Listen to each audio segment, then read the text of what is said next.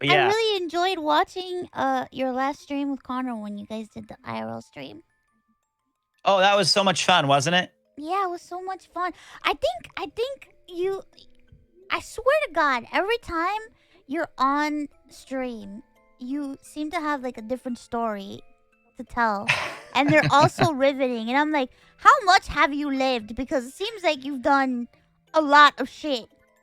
I I think that the one thing that if I look back on my life, I have had so many bizarre and awkward personal anecdotes and stories and experiences that I can't help but remember them in a positive way. I could tell countless stories of embarrassing tall tales of shame and regret that I've people I've met and experienced and things. But that's the way it is. That's what makes our lives interesting and stuff. So What is the weirdest yeah, thing that has ever usually happened to you? the what's that? What is one of the weirdest things that's ever happened to you that you're not afraid to talk about on stream? Oh, well, I would tell you anything, and that is a very loaded question. But of all of the craziest things, it's hard to put them into rankings. I think getting fired from the radio station was one, but I'd say number one was being a voice actor for a cult in Japan.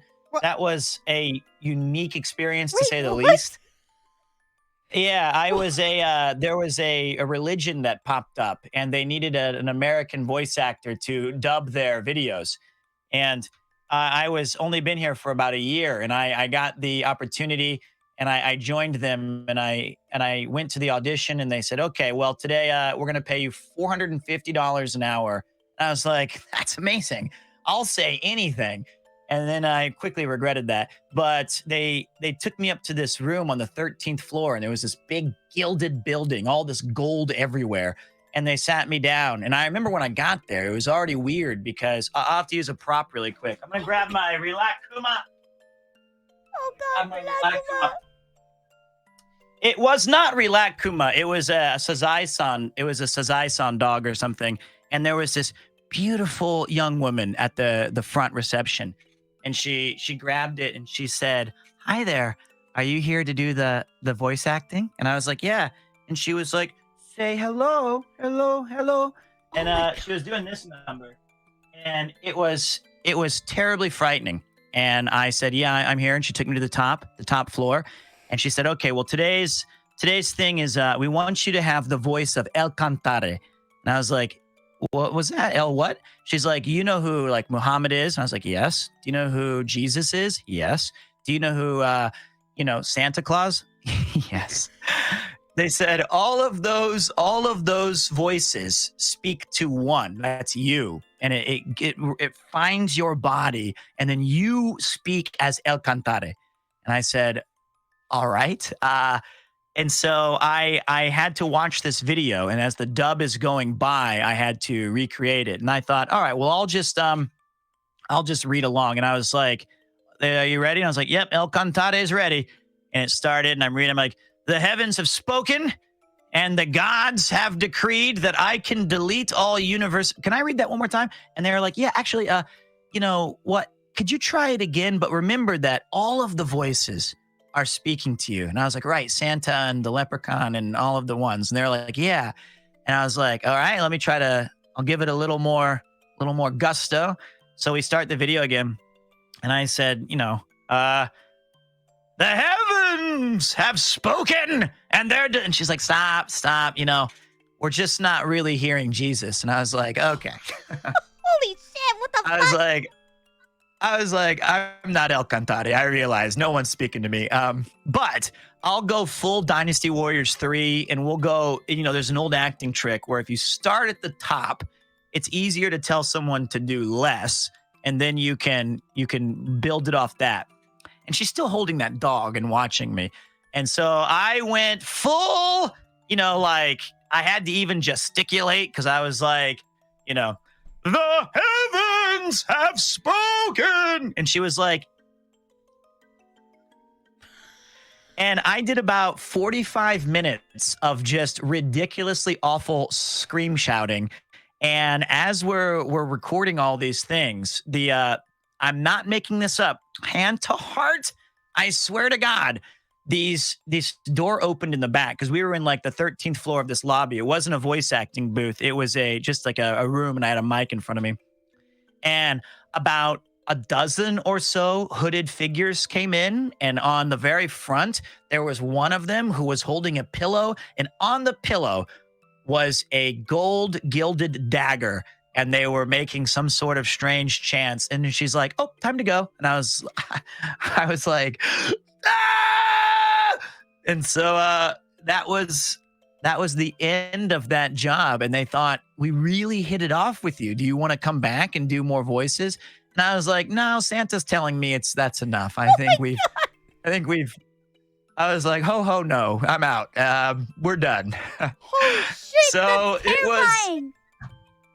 it was terrifying, but they did pay in full. So I got my $450, and I kept on moving on. But like, it was those kind of experiences, and like, I've had so many of that weird stuff. Like I've been a model for a punching bag that you could find at Don Quixote. What? I've done so many strange jobs. My job history is ridiculous, but it's those kind of experiences that really shape you who you are. Wait. What is this model for a punching bag thing? Oh, I think I actually have it. Let me see here really quick. What? I'm not the punching bag, but let me see here.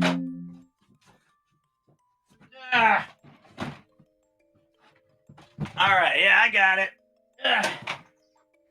Somebody, and I would like to point out before anybody talks shit, I know it looks like a tanga, all right? It's not. It's not a tanga. And stop saying that it is.